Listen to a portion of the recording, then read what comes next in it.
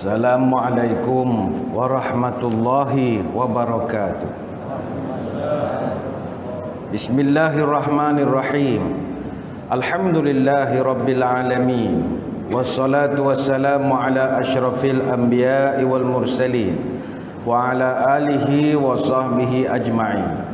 Allahumma akhrijna min zulumatil wahmi wa akrimna binuril fahmi waftah alaina bima'rifatika wasahal lana abwaba fadlika ya arhamar rahimin, amma ba'du. Terima kasih yang berusaha Al-Fadil Tuan Pengacara Majlis. Yang saya hormati Tuan Haji Khalid Syukur Bakri, Executive Chairman Masjid An-Nur.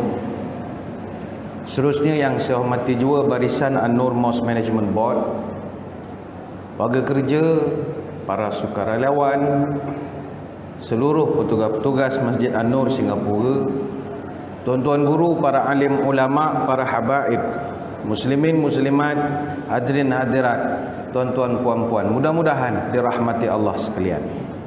Pertama-tamanya bersyukur kehadrat ilahi, dengan izinnya sekali lagi saya dapat menyampaikan syarahan di Masjid An-Nur ini. Kali terakhir saya menyampaikan ceramah di sini kira-kira 442 hari yang lalu, iaitu hari Jumaat 8 hari bulan Disember tahun 2017. Artinya sudah 1 tahun 2 bulan 15 hari. Dan saya percaya tuan-tuan sudah tak ingat lagi apa yang saya ceramahkan ketika itu. Kita bincangkan tajuk Nur ala Nur ataupun Best of the Best.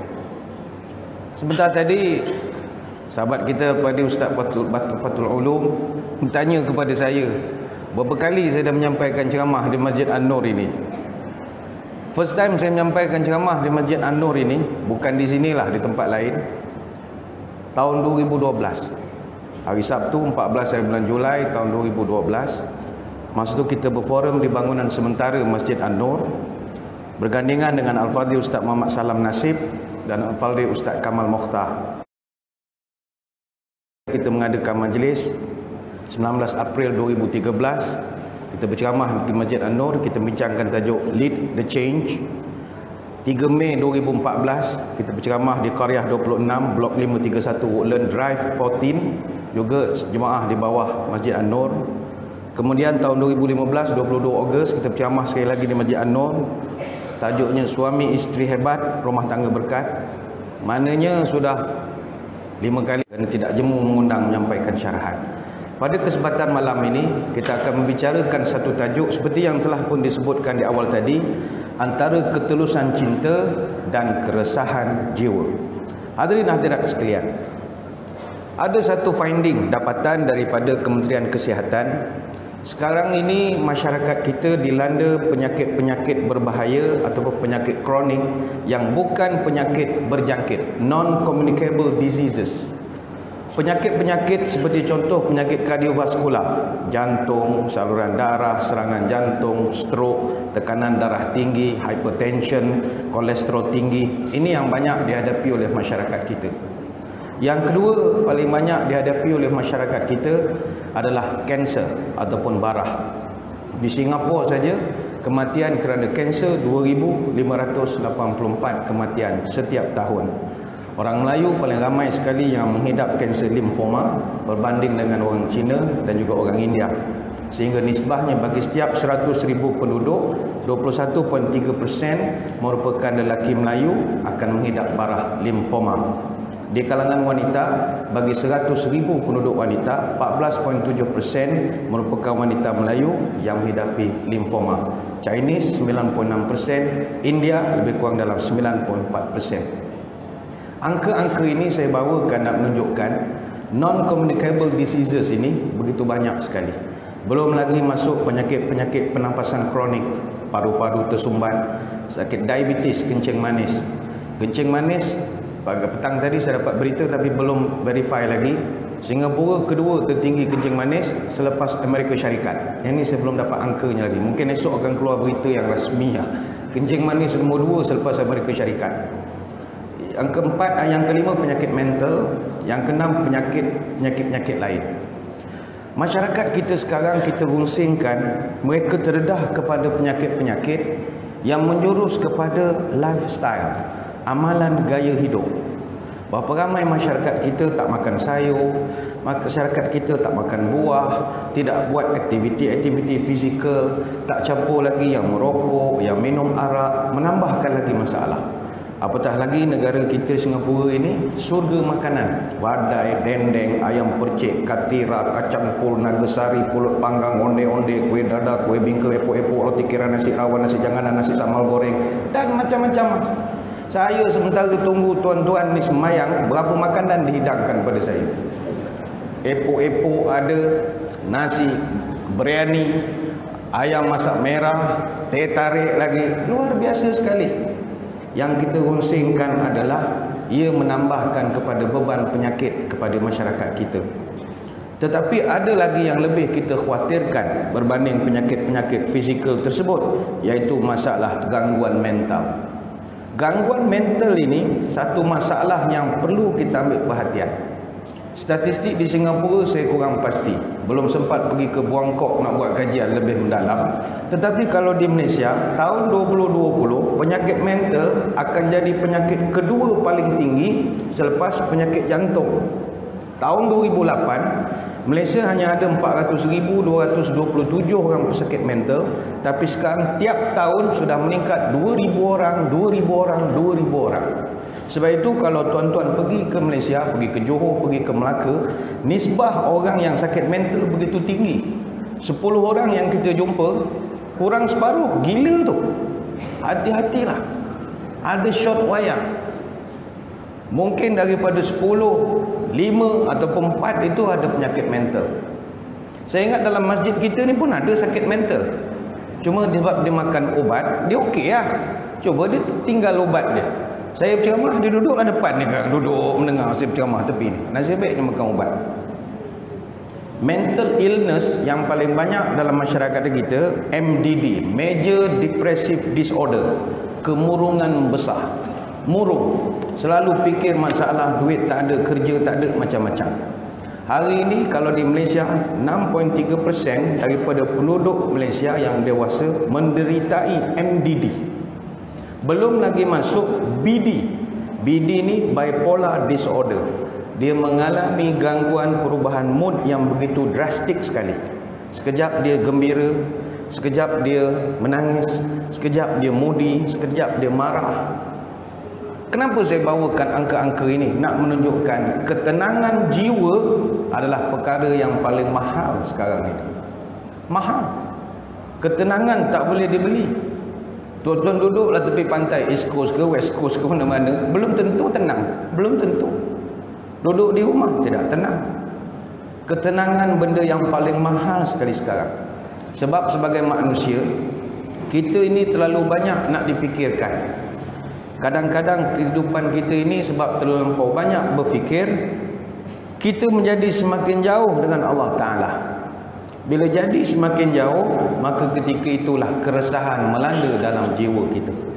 Ingat, dalam diri kita ini ada 3 serangkai yang saling bekerjasama.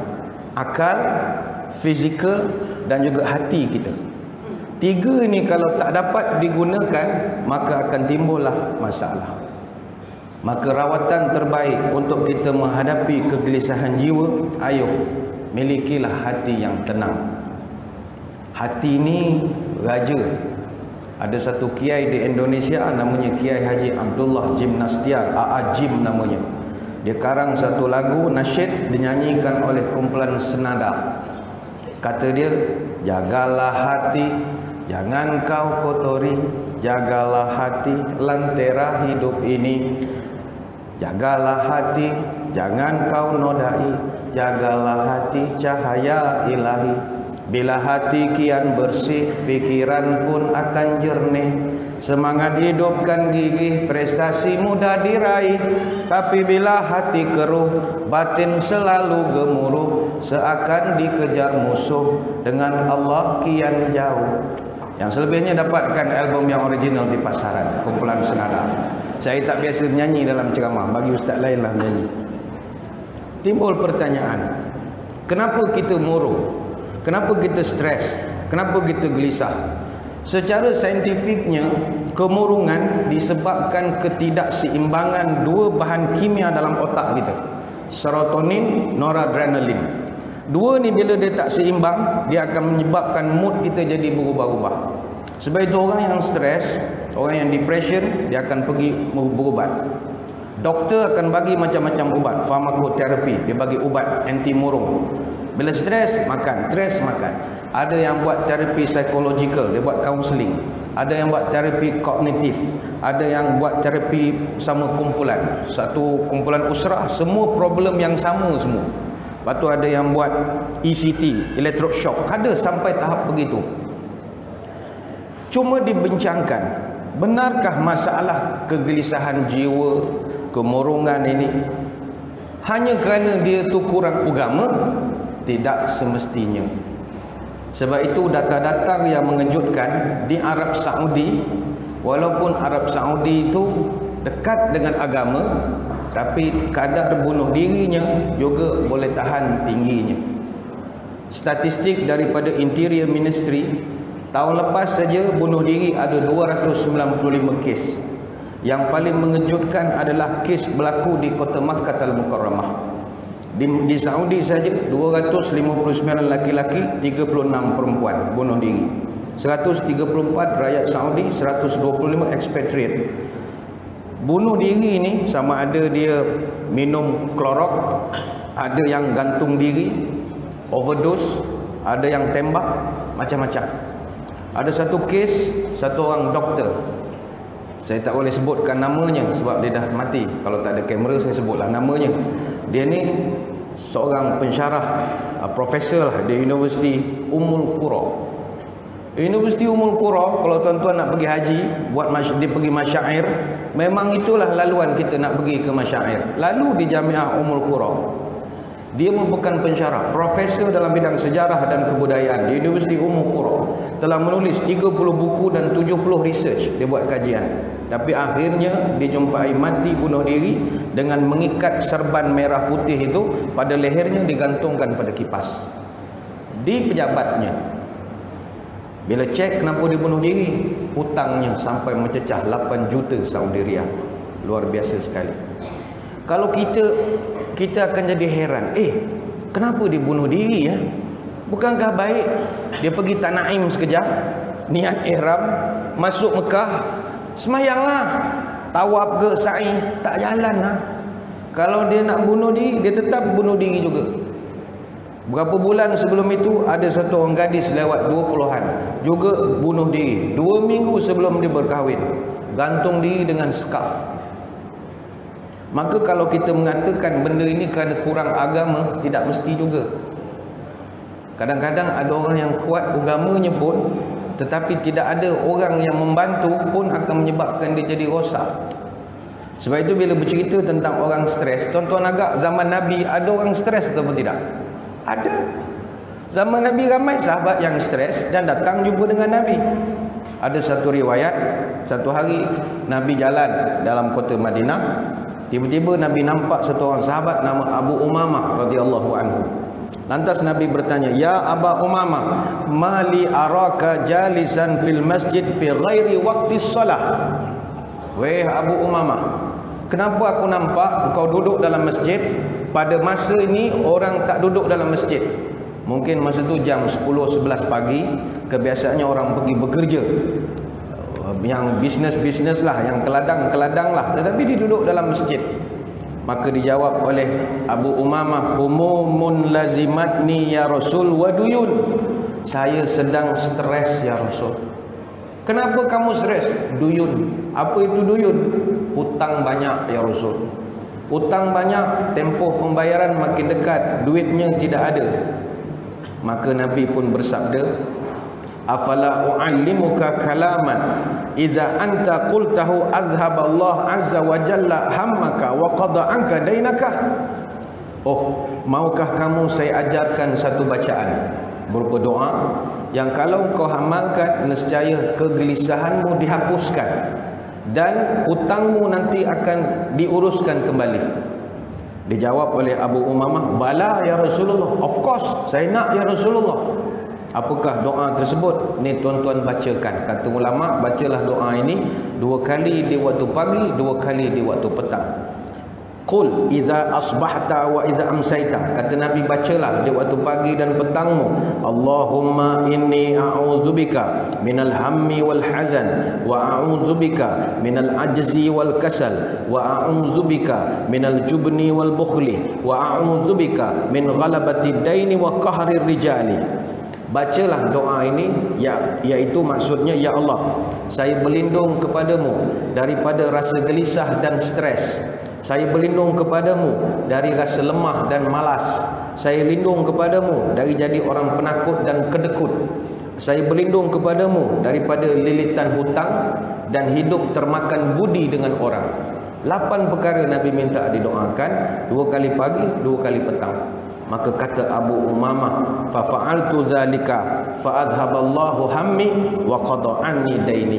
Syukur, kata dia, saya amalkan bacaan ini dan akhirnya Allah hilangkan kegelisahan saya dan disusunkan kembali hutang saya. Hadis riwayat Abu Daud. Makanya stres tetap berlaku daripada dulu sampai kiamat. Yang penting cara kita menguruskannya dan dengan siapa kita bertemu untuk menguruskan masalah tersebut. Bila cerita tentang kaunseling di zaman Nabi, ingin saya kongsi dengan tuan-tuan satu peristiwa kaunseling punya cerita. Zaman Nabi dulu ada satu orang sahabat namanya Rifa'ah Al-Qurazi. Dia kahwin dengan satu perempuan nama Tamimah binti Wahab radhiyallahu anhuma. Kahwin, ramai anak, banyak anak. Tiba-tiba satu hari dia bergaduh, suami isteri. Gaduh, cerai. Talak 3, terus bagi cash, talak 3. Sepatutnya nak bergaduh, talak 1 cukup lah. Ada lagi kota 2. Dia tak, dia terus bagi 3 terus. Bila dah cerai talak 3, menyesal, tak boleh tarik balik. Talak 3 tak boleh rujuk. Talak 3, dia mesti kahwin dulu dengan orang lain.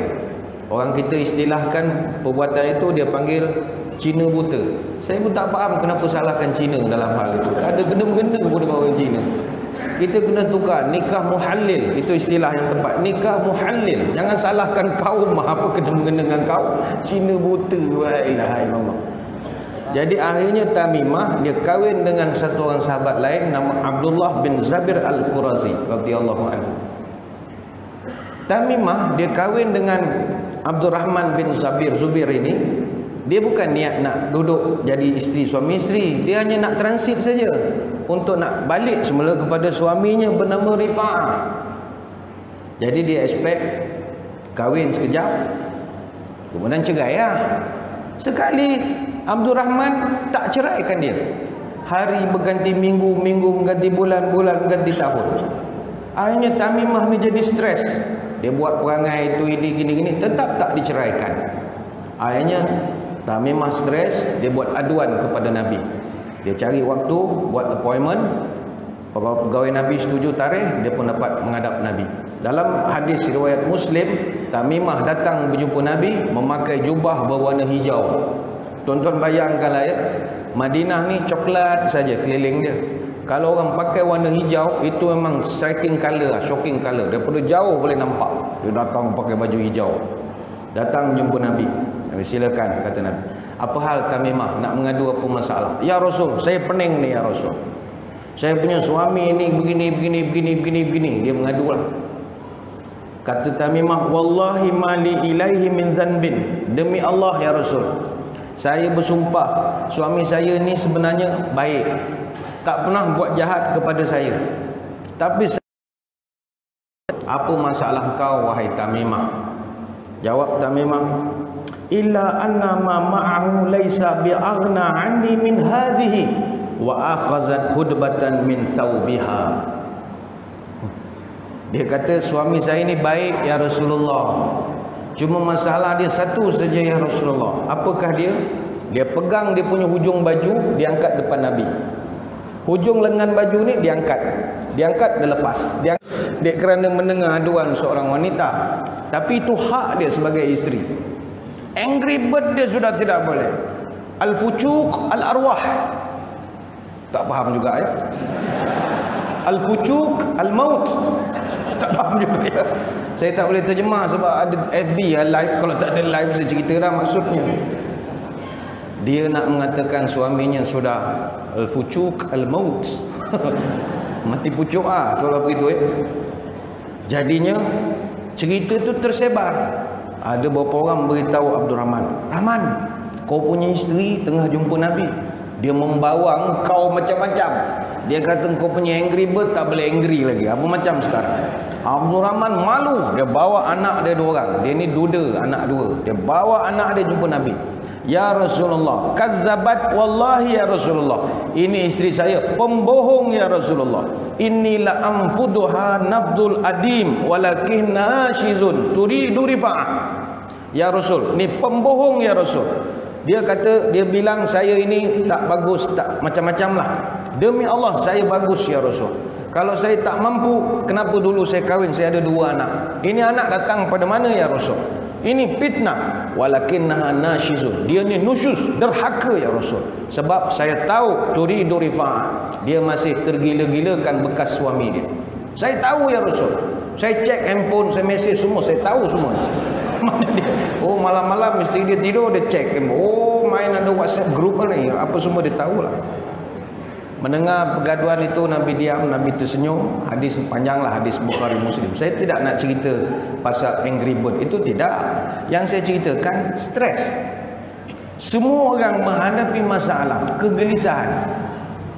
Hatta kalau kita menengok dalam petikan sirah, Nabi SAW sendiri sebagai seorang manusia, adakah baginda tak pernah gelisah dan stres?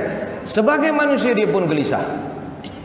Walaupun Nabi seorang Nabi, tapi Allah uji dia banyak perkara yang menyebabkan kegelisahan tetap juga melanda jiwa dia. Sebab itu pernah sahabat bertanya kepada Nabi, "Ya Rasulullah, ayun nasi asyaddul bala?" Siapa orang yang paling teruk Tuhan uji ya Rasulullah? Nabi jawab, "Al-anbiya, summal amsalu, fal amsalu, fayubtala ar-rajulu ala hasabi dini." Orang yang paling teruk diuji oleh Allah, kami para nabi, kata Rasul. Selepas itu orang yang sikit bawah. Kemudian orang yang sikit bawah, sikit, sampailah yang imannya cap ayam saja. Dia akan yang paling teruk, yang paling kuat diuji para nabi. Kemudian turun ke bawah.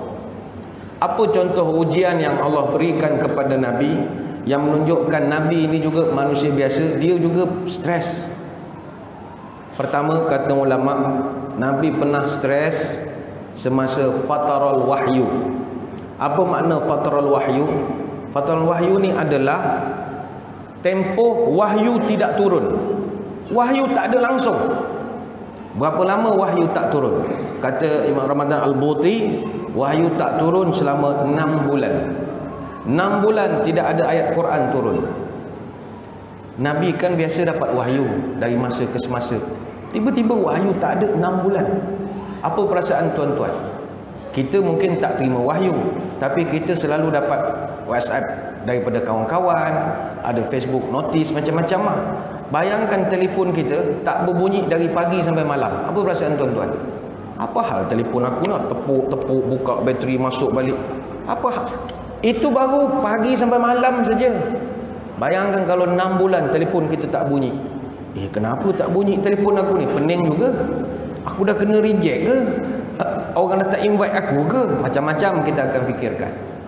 Sehingga kan dalam hadis riwayat Imam Bukhari, Nabi sampai satu peringkat stres, khuznan ghada minhu mirara kay yataradda min ru'usi syawahikil jibal.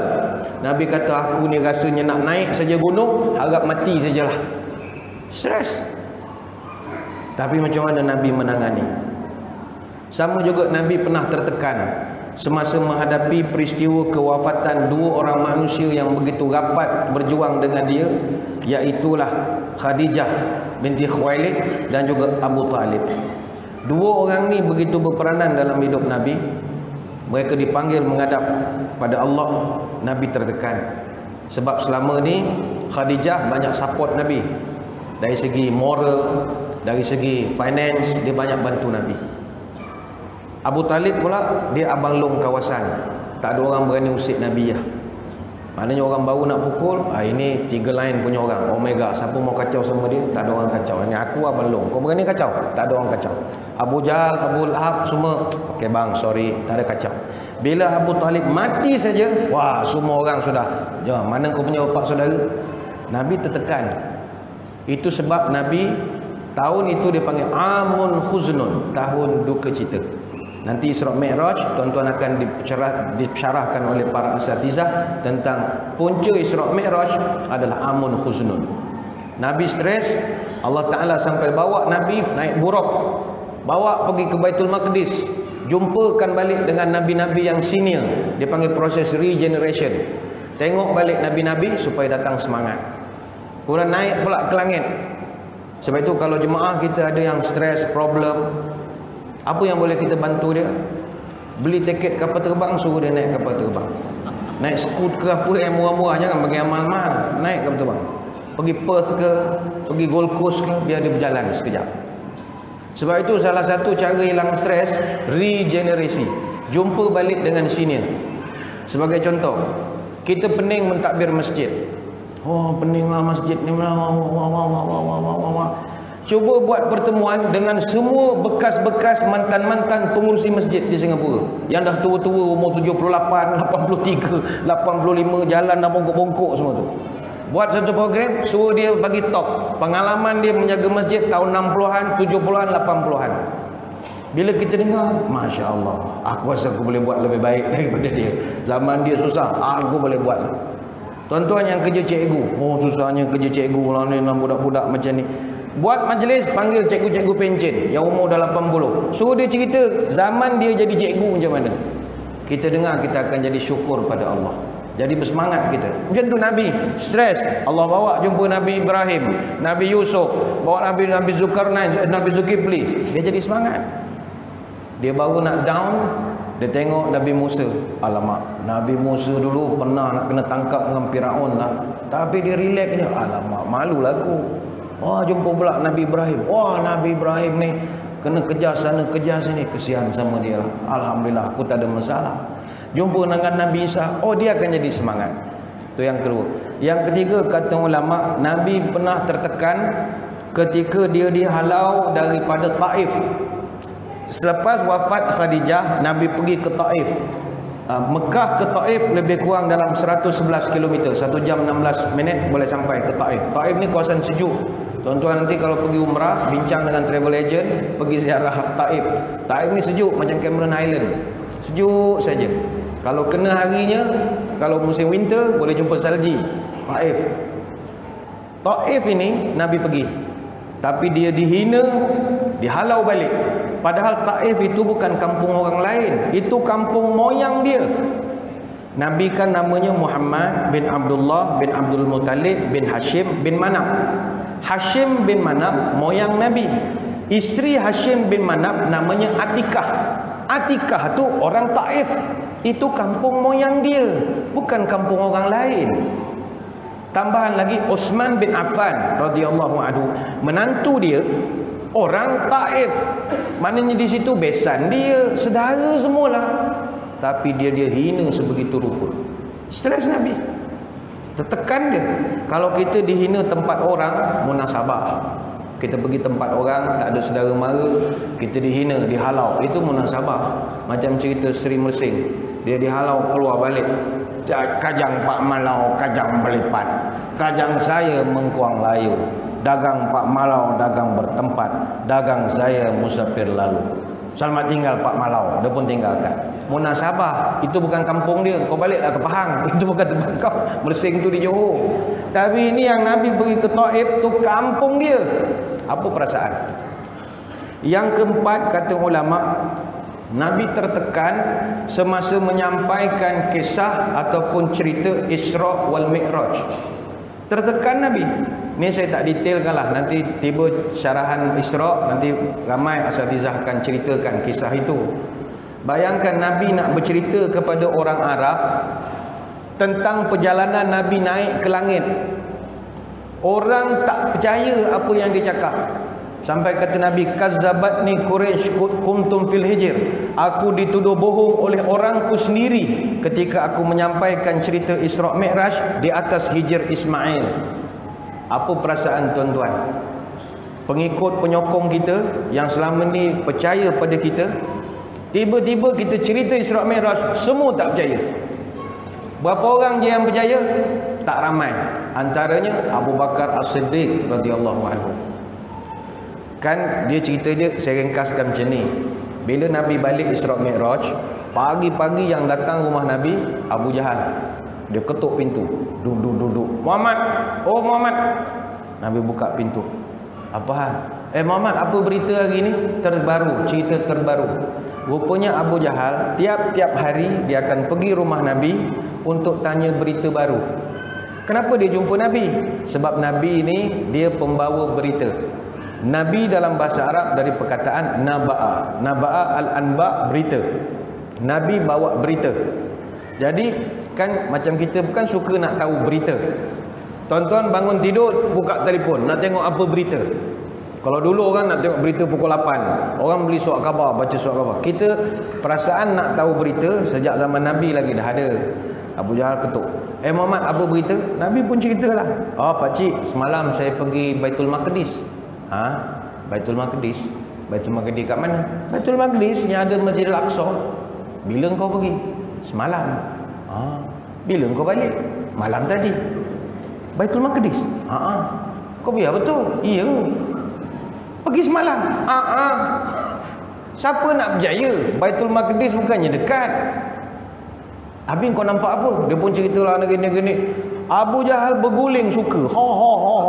Muhammad, aku selama ni fitnah engkau. Aku cakap pada orang kampung kau ni gila, padahal aku fitnah je. Aku tak sangka kau ni gila betul Muhammad. Macam ni Muhammad. Macam ni. Nabi kita, dia tak ada permen, dia tak boleh ceramah. Dia tak dapat kebenaran daripada majlis agama Mekah masa itulah. Dia tak boleh ceramah. Tapi Abu Jahal sebagai ahli majlis, dia beri special permit. Muhammad, aku bagi kau special permit, kau pergi ceramah dekat dengan Kaabah, tempat paling strategik. Syaratnya kau mesti cerita apa yang kau cerita pada aku tadi. Kau setuju? Boleh. Nabi kita tak pernah diberi peluang berpidato. Orang kasih can, dia ambil Dia naik atas podium, sahabat semua happy. Alhamdulillah, Nabi kita ceramah. Masing-masing dah happy lah. Ada yang buka booth macam-macam dah. Ada nak masuk Islam nanti, borang file-file, borang semua dah standby. Mesti ramai masuk Islam ni. Nabi kita cakap manisnya. Semua dah standby. Tiba Nabi buka mulut, tuan-tuan, malam tadi Jibril datang rumah saya. Dia buka bumbung rumah saya. Dia masuk, dia potong dada saya. Pengikut-pengikut yang di bawah ni semua tepuk dahi. Allah, apa pula dia cerita Jibril pula ni dah. Yang bukan Islam ketawa dah. Muhammad. Orang Islam sendiri marah. Apalah Nabi kita. Patutnya dah diberi peluang berceramah. Ceritalah cerita pasal Islam, keindahan Islam, tajuk pasal menghormati jiran tetangga ke, tajuk tentang bersabar dalam ujian ke. Ini dia cerita naik langit, naik kuda, la ilaha illallah, apa benda. Ramai yang pecah perahu, masuk air. Kecewa dengan Nabi. Nabi tengok ramai orang dah mula pandang dia lain macam. Sedih dia. Nasib baik satu-satunya sahabat yang backup dia, Abu Bakar As-Siddiq. Abu Bakar tidak ada dalam majlis, dia di rumah. Mana rumah Abu Bakar? Kalau tuan-tuan pergi ke Mekah, rumah Sayyidina Abu Bakar sekarang adalah Hotel Hilton yang lama itu, bukan Hilton yang baru. Sekarang jadi hotel apa? Millenia ke apa ke? Hotel yang baru, Hotel Hilton lama itu adalah tapak rumah Sayyidina Abu Bakar As-Siddiq. Yang ada band Daud KFC tu, itulah tapak rumah dia. Berlari sahabat jumpa Abu Bakar. Abu Bakar, abang, bos kita buat perangai pula dah. Abang, dia cerita ni naik ke langit, orang dah ketawa-ketawa. Kita orang tak boleh nak backup lagi dah ni. Apa macam sekarang? Apa masalah? Kata Abu Bakar. Kalau dia naik ke langit, memang dia naik ke langit lah. Itu punca dia dapat gelaran As-Siddiq. Stres atau tidak? Stres. Kata ulama yang kelima, Nabi pernah tertekan kerana anak-anak Nabi majoriti meninggal masa Nabi masih hidup. Anak Nabi ada 7. Anak Nabi yang sulung nama Zainab, meninggal tahun 8 Hijrah di Madinah. Nabi uruskan jenazah dia. Anak Nabi yang kedua Al-Qasim, laki-laki, meninggal umur tak sampai setahun. Nabi uruskan jenazah dia. Anak Nabi yang ketiga nama Ruqayyah atau Ruqayyah, wafat tahun 2 Hijrah, umur muda, baru 24 tahun. Anak Nabi yang keempat Ummu Kulthum, juga meninggal muda, tahun 9 Hijrah, baru 28 tahun. Dua-dua yang meninggal tu isteri kepada Affan radhiyallahu anhu. Anak Nabi yang kelima Fatimah Az-Zahra. Inilah satu-satunya anak yang meninggal 6 bulan lepas Nabi wafat. Nabi wafat dulu 6 bulan, barulah Fatimah meninggal dunia. Anak Nabi yang keenam nama Abdullah, meninggal kecil, umur kurang setahun. Dan anak Nabi paling bongsu Nabi Ibrahim, meninggal umur lebih kurang dalam 2 tahun. Cuma Ibrahim ini anak daripada isteri lain, Maria binti Syamun, orang Mesir. Mungkin Nabi 6 orang. Apa perasaan? Anak yang lahir kita sambut, akhirnya kita sendiri masuk ke dalam liang lahat. Memerlukan kekuatan jiwa baru boleh selesaikan. Begitu juga yang keenam, kata ulama, Nabi ni tekanan dia kuat. Nabi kalau sakit, sakitnya tak sama kita. Kita demam, Nabi pun demam, tapi Nabi punya demam double. Kata Abdullah bin Mas'ud radhiyallahu anhu, dia pernah jenguk Nabi ketika Nabi sakit. Nabi lepas balik haji, dia kerap jatuh sakit. Katanya kerana dia diracun, dia beri daging yang ada racun. Jadi Nabi kerap jatuh sakit. Datang Abdullah bin Mas'ud, dia pegang badan Nabi. Terkejut dia, "Ya Rasulullah, la tu'aku waq'an syadidah." "Ya Rasul, apa pasal ente punya badan panas macam ceri air, panas sangat?" Jawab baginda Nabi, "Ajal, inni u'aku kama yu'aku rajulani minkum." Ya, aku kalau demam atau sakit, aku punya sakit double, 2 kali ganda sakit orang lain. Maknanya 2 orang demam, baru 1 punya sakit aku. Artinya kalau kita demam paling panas 40 darjah Celsius. Maknanya Nabi punya demam 80 darjah Celsius.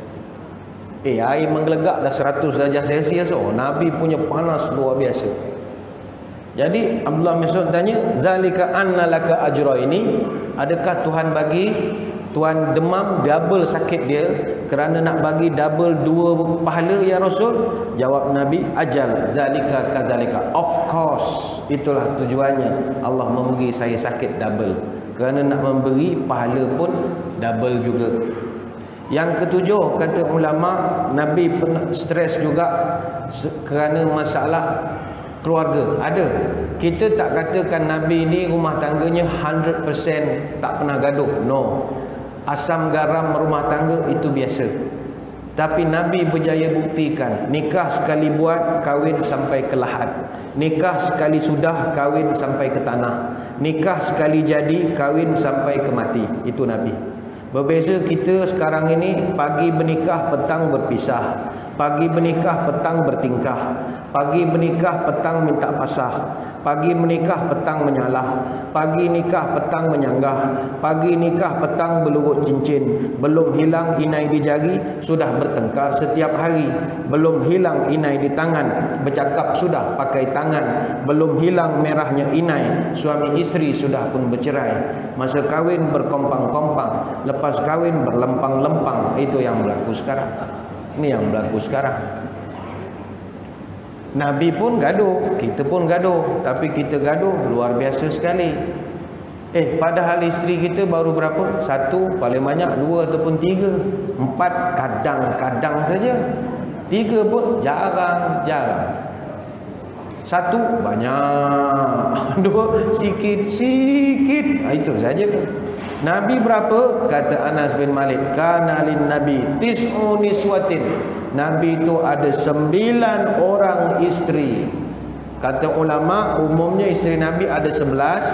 9 itu yang hidup selepas Nabi wafat. Tapi ada 2 yang meninggal masa Nabi masih hidup. Pertama isteri Nabi Siti Khadijah, yang kedua Saudah binti Zam'a umur 65 janda. Isteri Nabi ketiga Aisyah binti Abu Bakar. Isteri yang keempat Hafsah binti Omar. Yang kelima Zainab binti Khuzaimah janda. Ada beberapa anak. Yang ini juga meninggal masa Nabi hidup. 3 bulan lepas kahwin dia mati. Jadi ada 2 isteri Nabi meninggal masa kahwin dengan Nabi. Isteri Nabi ke-6 Ummu Salamah janda umur 65. Yang ke-7 Zainab binti Jahash, isteri kepada anak angkat Nabi Zaid. Allah perintahkan dalam surah Al-Ahzab 37 kahwin dengan dia. Yang ke-8 Juwariyah binti Al-Haris, janda. Yang ke-9 Safiyah binti Huyai, ini keturunan Yahudi Bani Nadir, janda juga. Si Nabi yang ke-10 Ummu Habibah binti Sufyan, janda juga. Umurnya masa kahwin dengan Nabi 35, Nabi umur 60. Isteri Nabi ke-11 Maimunah binti Al-Haris, ini juga janda. Masa kahwin umur Nabi 60, umur Habibah Maimunah umur 36. Si Nabi yang paling akhir Maria Al-Qibtiyah, orang Mesir. Ini dapat satu orang anak kecil nama Ibrahim tapi meninggal. Jadi kalau tuan-tuan nak ikut sunnah Nabi, kenalah kahwin cara macam tu. Nabi dia punya isteri je janda, janda, anak dara, janda, janda, janda, janda, janda, janda, janda, janda, sampai semua janda. Masyarakat kita tak begitu, poligami ya, tapi anak dara, anak dara, anak dara, anak dara. Tak salah, tak salah. Tapi alangkah nak ikut betul-betul, itu kahwin betul dengan janda. Kalau boleh kahwin dengan ibu tunggal. Kalau boleh yang ada 7-8 anak tu, yang buy one free 7. Oh, itu memang masuk surga lah kalau tuan-tuan menjaga mereka ya. Anak kita sendiri dah ada 4, kahwin pula dengan dia orang Johor, anak dah ada 6. Masya Allah, ramainya anak aku. Anak masuk surga ke tak nak? Itulah caranya. Adakah rumah tangga Nabi tak diuji? Diuji. Rumah tangga Nabi ada juga geng-gengnya. Rumah tangga Nabi berlaku juga masalah. Tetapi Allah uji, tapi Nabi tidak pernah pukul pun isterinya, tak pernah. Paling kuat pun Nabi, alaitu minhunna syahra, aku cuma mengilak isteriku selama 1 bulan, iaitu meninggalkan mereka. Nabi tidur di kandang unta selama 4 bulan. Itu saja. Selama 4 bulan, selama 1 bulan. 4 bulan pergi tabligh, itu 1 bulan. Itu pergi tabligh 4 bulan. India, Pakistan, Bangladesh. Itu bukan ilak dakwah. Nabi juga yang saya ingin fokuskan, sebagai manusia, Nabi juga menghadapi tekanan dalam kehidupan.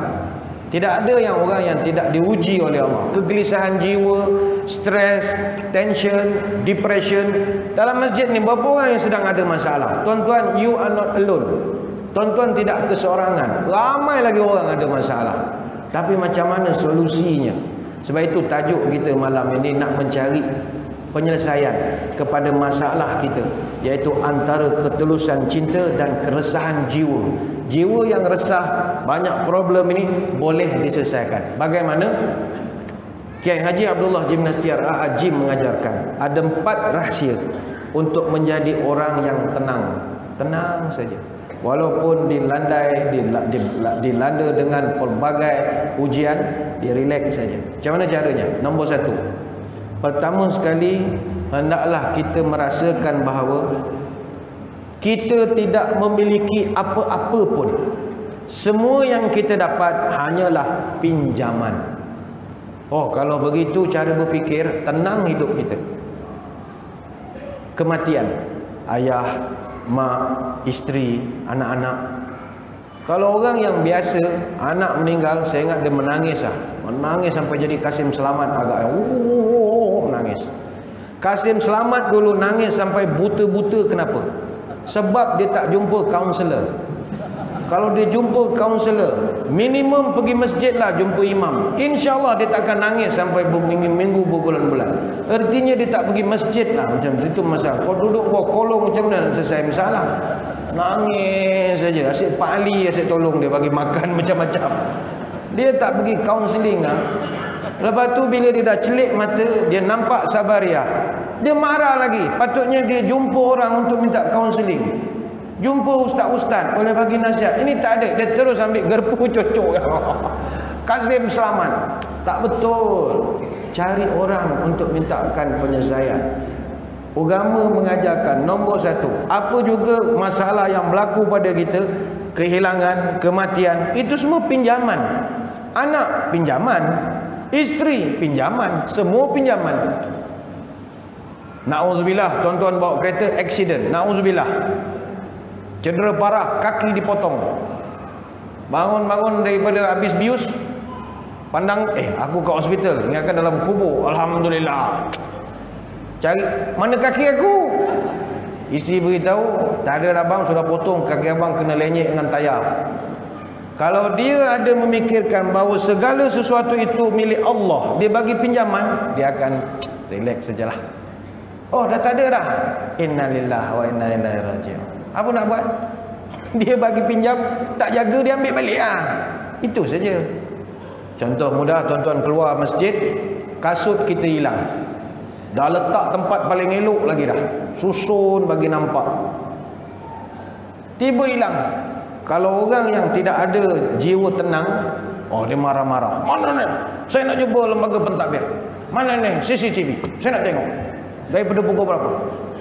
Alah, selipar berapa dolar, kumpul je dah derma, bagi je lah. Dia bising-bising sangat lah. Lost and found banyak selipar kan? Bagi je dia pada dia tu. Tak, dia jenis strict sangat lah. Kalau orang yang ada tasawuf, oh Allah bagi aku pinjam.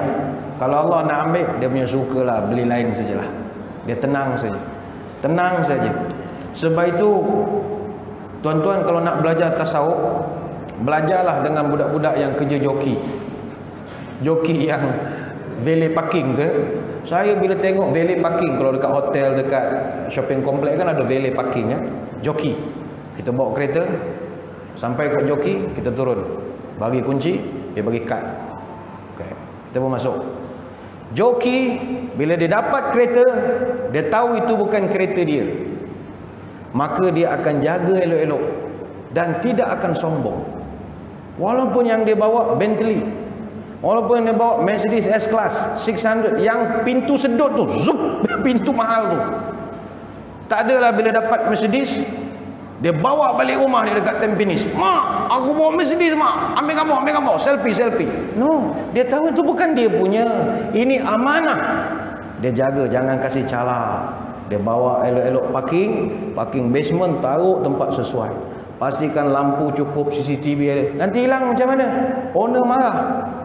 Kemudian dia pun tunggulah 1 jam. Cukup 1 jam lebih, owner datang. Dia pun bagi duit, bagi kad, kita kasih kunci. Kita pun bawa kereta dekat dia, owner ambil jalan. Bila kereta tu pergi, tak ada dia menangis. Sayangnya pada Bentley, dah tinggalkan aku, hai Bentley. Tak ada, sebab dia tahu itu bukan aku punya. Itu ada tuan dia. Ini tasawuf. Dapat sesuatu tidak sombong, benda tu pergi tak sedih. Tasawuf tu terapkanlah dalam jiwa. Tenang kehidupan kita. Segalanya dari Allah, semuanya balik kepada Allah. Sebab itu orang kalau pegang sungguh kepada iman kepada qada dan qadar, hidupnya tenang. Tapi bukan senang ya nak beriman kepada takdir. Nanti kalau cerita pasal takdir, kadang orang perempuan marah. Ada setengah suami kahwin, pergi Batam kahwin dengan orang Batam. Setahun dia tak cerita, sembunyi-sembunyi. Tiba isteri tahu, mengamuk 3 bulan, hari-hari bergaduh. Abang, kenapa abang tipu? Kenapa abang kahwin dengan satu lagi? Sampai hati, saya ni jahat sangat ke? Apa saya tak cukup menjaga? Standard script lah, drama Melayu. Tak cukup ke saya korban pada? Yang isteri marah sebab suami kalau ditanya kenapa abang kahwin satu lagi, jawapan dia semua tasawuf punya jawapan lah. Nak buat macam mana, sudah ketentuan Allah. Telah qada dan qadar Allah Subhanahu wa taala. Telah tertulis di Lauh Mahfuz.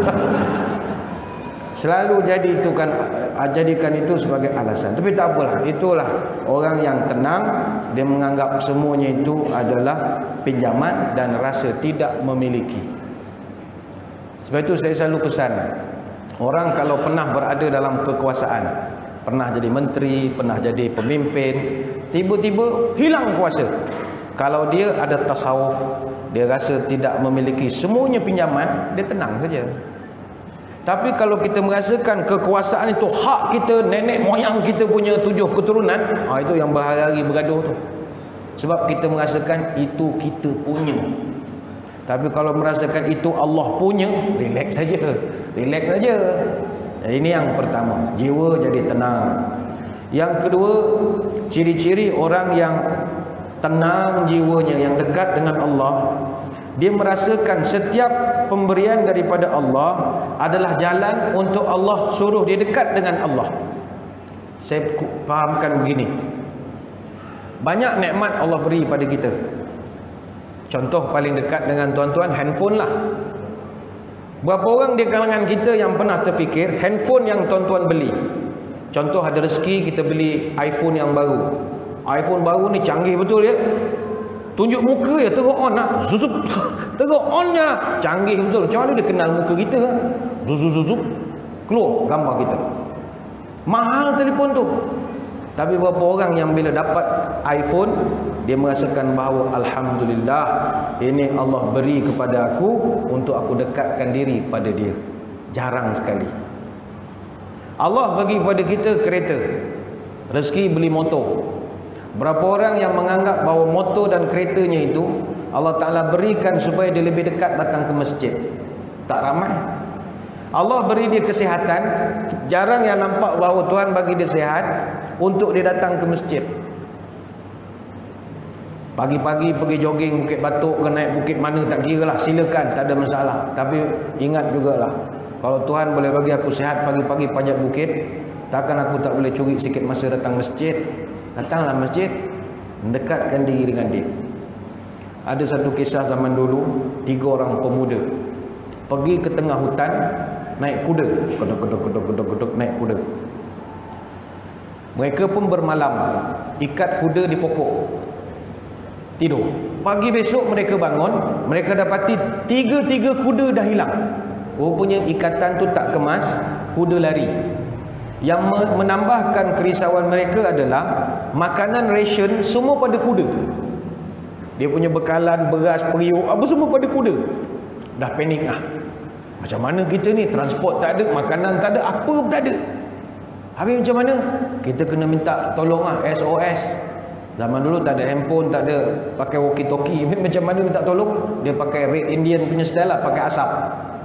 Bakar asap naik, dia bikin signal lah. Kebetulan istana tuanku raja atas bukit. So daripada jauh tuanku selalu duduk dekat balkoni, tengok negara dia apa semua lah. Tiba dari jauh dia nampak asap tengah hutan. Ini asap lain macam ni. Mana ada asap buat formation macam tu? Wah, ini SOS ni. Dia pun panggil dia punya ulu balang. Kau pandai baca asap tak? Kenapa tuanku? Tu asap tu lain macam. Oh, itu minta tolong tu tuanku. Apa lagi? Tunggu, pergi tolong cepat sikit. Ulu balang ni pun pergi survey dulu lah, Ricky dulu. Bongkok tengok. Oh, rupanya 3 orang. Dia pun melapor kepada raja. Ampun tuanku, ada 3 rakyat tuanku terkandas tengah hutan. Kenderaan tak ada, apa pun tak ada.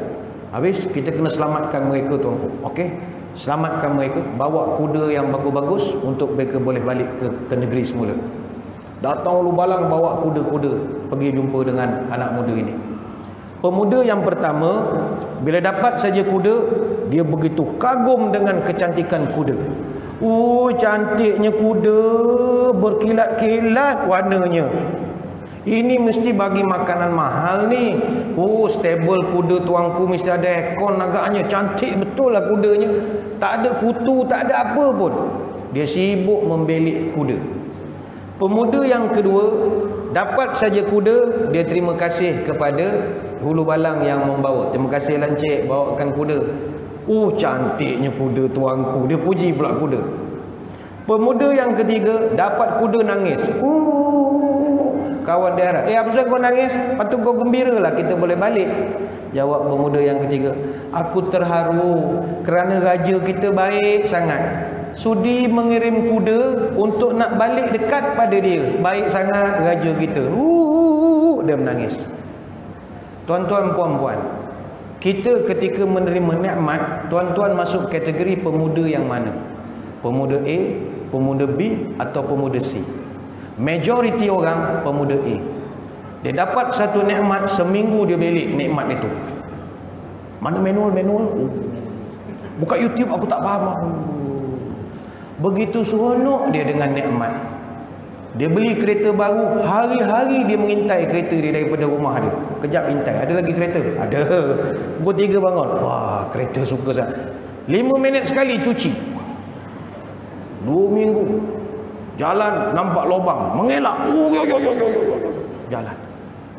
Begitu dia jaga sekali. Plastik pun tak buka lah. Kursi tu tak buka plastik. Berpeluh-peluh dalam kereta. Kenapa? Jaga sangat. Terlampau sayang. Anak dia pegang air, halau, keluar. Kau jangan minum dalam kereta aku. Allah, pegang botol nak pergi sekolah pun tak boleh. Bukan nak minum, pegang botol pun tak bagi. Bagilah aku merasa kereta baru sekejap. Begitu menjaga sekali nikmat. Tapi berapa orang di kalangan kita bila dapat kereta dia merasakan, ya Allah, terima kasihlah murahkan rezeki aku beli kereta. Aku nak pergi masjid susah, ya Allah, kau mudahkan aku beli kereta. Dapat aku pergi masjid, terima kasih ya Allah. Tak ramai begitu. Itu yang kedua. Kalau ke situ cara berfikir, tenang kehidupan kita. Tenang, tidak ada masalah. Itu yang kedua. Yang ketiga, ciri orang yang tenang adalah dia merasa dia sentiasa memuji Allah, tidak kira sama ada di waktu dia senang ataupun masa dia susah. Kebanyakan orang dia boleh puji Allah masa senang. Jarang-jarang orang boleh puji Allah masa tengah susah. Sebab itu tuan-tuan, sebagai manusia kita malu dengan haiwan. Contoh yang paling mudah, cicak. Singapura pun ada cicak. Cicak duduk atas siling kita, di rumah kita pun ada cicak. Cicak ni tuan-tuan, kita kena malulah. Dia sentiasa syukur tak kira senang ataupun susah. Cicak Allah takdirkan dia adalah haiwan yang tak ada sayap. Dia tak boleh terbang. Tapi makanan dia semua binatang terbang. Logiknya cicak berhak protes kepada Allah. Tuhan, ini tidak adil. Saya cicak tak boleh terbang, makanan saya semua yang terbang. Matilah saya Tuhan. Macam mana nak hidup? No, never. Cicak tahu Allah Maha Adil. Walaupun cicak tak boleh terbang, tapi Allah beri dia lidah paling fleksibel sekali. Di saat haiwan lain bermati-matian mencari rezeki, cicak duduk dalam rumah kenyang, tak payah curi, tak payah apa. Duduk diam. Binatang terbang lalu, dia jelir saja lidah, kenyang satu hari. Sebab dia tahu Allah pasti jamin rezeki dia. Sentiasa puji kepada Allah. Sebab itu kepada Persatuan Pemandu Teksi di Afrika Selatan, kita memberikan pesanan, janganlah marah kalau di Afrika Selatan orang lebih banyak jarang-jarang dah naik teksi, nak naik Grab, naik Uber, Maxim, macam-macam lagi. Jangan rasa matilah kami, tak ada orang dah naik teksi lagi. Ini bukan cerita di sini, ini di Afrika Selatan, Johannesburg punya cerita ni, bukan di sini. Jangan rasa matilah aku, mana customer lagi. Jangan. Malu dengan cicak saja. Cicak tak pernah komplain. Yang kedua, malu kita dengan burung. Tuan-tuan pernah tengok ada burung bunuh diri tu pun tidak? Tak pernah. Padahal burung adalah haiwan yang tak tahu nak makan apa. Tiap-tiap pagi burung terbang mencari rezeki. Pergi woodland, pergi mana-mana. Dia tak tahu nak makan apa. Anak-anak ni di rumah kuek-kuek, kebulu kelaparan. Disebabkan kampung kita ni bersih sangat, sampai tak ada makanan langsung dia boleh bawa balik. Kadang balik petang tak ada makanan. Kadang adalah tercicir makanan, putu piring ke apa, bolehlah bawa balik. Itu pun sikit, kenyang untuk anak. Kadang untuk dia je. Tapi pernahkah tuan-tuan tengok ada burung bunuh diri? Walaupun makanannya dia tak tahu nak makan apa. Bahkan bukan sekadar tidak ada burung yang bunuh diri, bahkan tiap-tiap pagi burung berkicau riang bernyanyi seolah-olah tidak ada masalah. Padahal masalah dia lebih besar daripada kita. Kita cuma fikir minyak turun naik saja. Dia fikir nak makan apa pun tak tahu. Kita manusia minyak turun naik memang, tapi lepas ni tuan-tuan boleh plan nak makan apa. Habis ceramah ni sekarang aku ingat nak cari, kalau makan mi Hong Kong syok ke. Roti prata lah. Wah, marvelous roti prata, minta telur mata, telur kuning. Dah berangan-angan dah. Wah, nak makan itu ini. Esok aku nak makan apa? Boleh plan. Burung nak makan apa pun tak tahu. Tapi tak ada burung yang stres. Bahkan tiap-tiap pagi bernyanyi macam tak ada masalah. Kita baru nak diberhentikan kerja dah susah hati. Matilah aku. Terus terjun bangunan terus. Terjun bangunan. Terus nak bunuh diri. Panjat HDB yang tingkat 25. Terus terjun. Janganlah begitu. Malu dengan burung kan. Burung relax menyanyi tiap-tiap pagi. Sama juga ada satu lagi binatang. Namanya cacing. Cacing ni tuan-tuan, saya gelarkan cacing ni OKU total. Kenapa? Cacing tak ada kaki, tak ada tangan, tak ada mata, tak ada telinga. Cacing ini dia tidak ada kelayakan untuk survive pun. Tapi berapa orangkah di kalangan tuan-tuan pernah tengok ada cacing bunuh diri? Never. Cacing tangan pun tak ada nak pergi kerja. Kaki pun tak ada. tapi relax, gemuk dia duduk dalam tanah. Kenapa? Tawakal daripada Allah begitu tinggi sekali. Kita, Tuhan bagi kita tangan, kaki, ada otak, fikir, kuatkan usaha, insya-Allah boleh berjaya macam orang lain. Tapi sebab lebih teruk pada cacing, asyik menangis kerja. Betul orang putih bagi nasihat, if plan A doesn't work, the alphabet has 25 more letters. Kalau plan A tak jalan, jangan susah hati. Huruf A, B, C ada lagi 25 huruf. Kau gagal plan A, kau buat plan B. Kau gagal plan B, kau buat plan C. C pun tak jalan, buat D. Sampai Z kau punya plan. Sebagai manusia, buat banyak plan. Kalau Ustaz, saya dah buat plan sampai Z tak jalan lah Ustaz, macam mana? Arabic got 28. Huruf Arab ada 28. Kita tukar plan alif, plan ba, plan ta, plan sa sampai huruf ya. Saya dah buat lah Ustaz plan alif sampai, never mind. 204 if you are in Japan. Jepun ada 204 huruf. Kan Jepun dia ada 3 alfabet, kanji, hiragana, katakana. 204. Sebab itu orang Jepun dia lebih maju daripada orang lain sebab dia ada 204 planning dalam kehidupan dia. Jadi apa sebab manusia malu kita dengan cacing ah. Cacing tak ada tangan pun boleh hidup. Kita otak ada, boleh buat perancangan, boleh buat plan, ada teamwork, boleh. Nyamuk ni saya kesian betul lah nyamuk.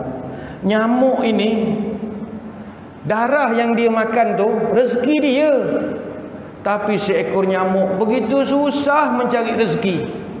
Musuhnya begitu ramai.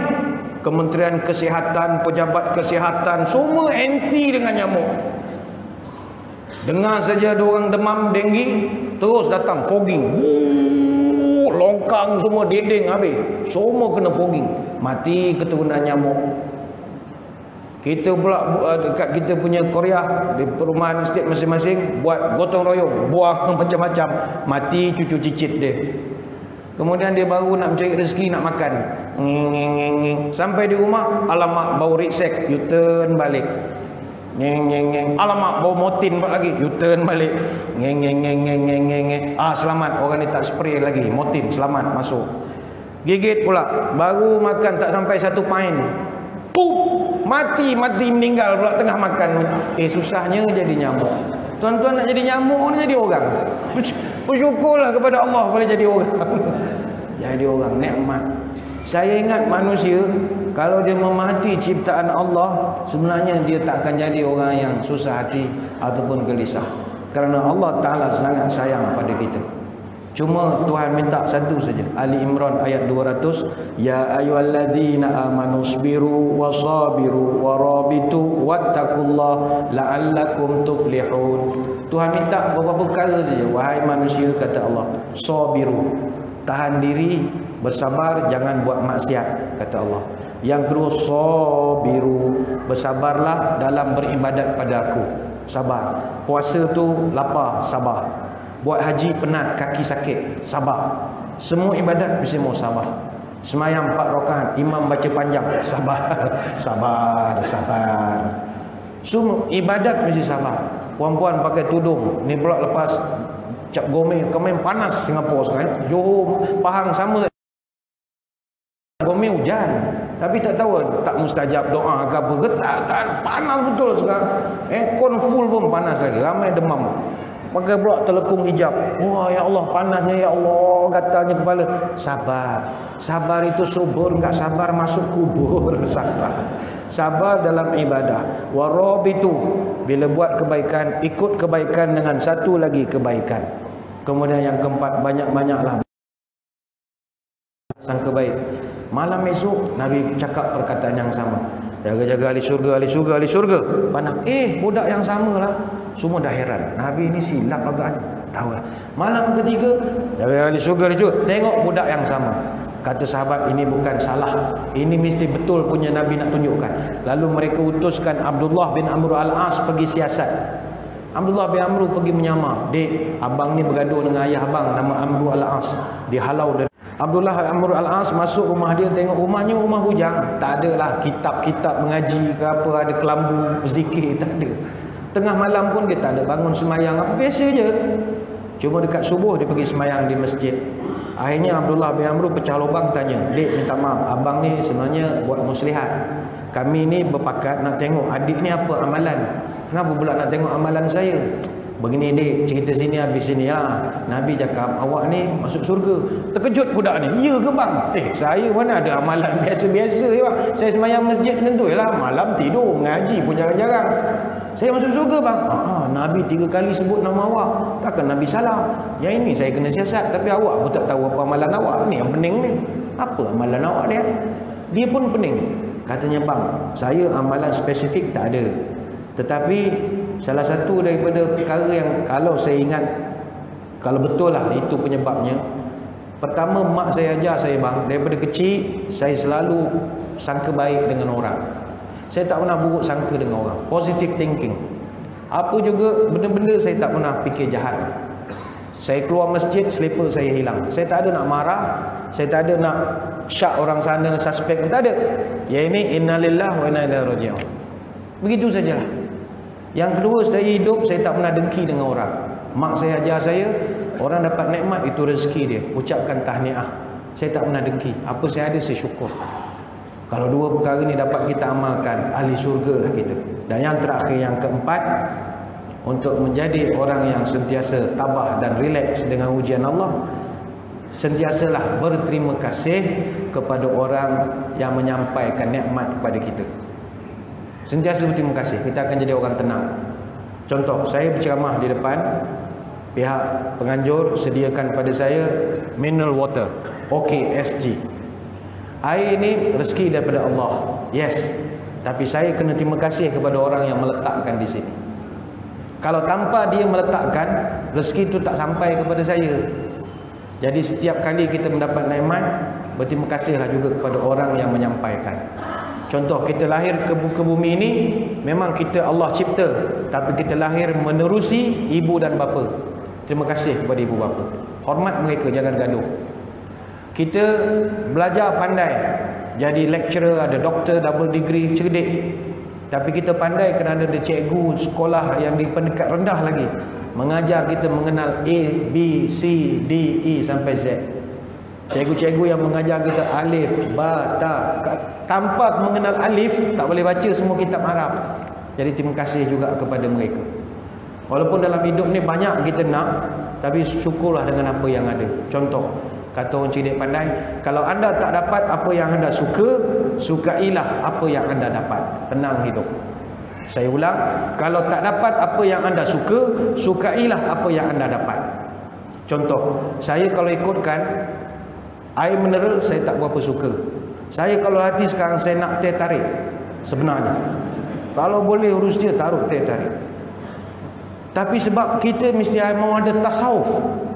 Kalau anda tak dapat apa yang anda suka, iaitu teh tarik, maka suka je lah apa yang anda dapat. Alhamdulillah, okey pun okey lah, sapu sajalah, bismillah, guguk, kenyang. Kalau begitu cara berfikir, tenang kehidupan kita di Singapura ini. Sekadar itulah sembang-sembang pada malam ini. Mudah-mudahan apa yang kita bincangkan berkenaan dengan tajuk yang telah ditentukan, iaitu ketulusan cinta dan keresahan jiwa, dapat menjadi iktibar kepada kita bersama-sama. Jiwa yang resah boleh diubati dengan kita mengenal cinta Allah, iaitu Allah takkan khianati kita sebagaimana Allah tak pernah khianati kepada cicak, burung dan binatang-binatang yang lain.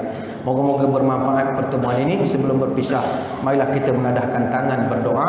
Moga-moga majlis diberkati Ilahi. A'udzubillahi minasyaitonirrajim. Bismillahirrahmanirrahim.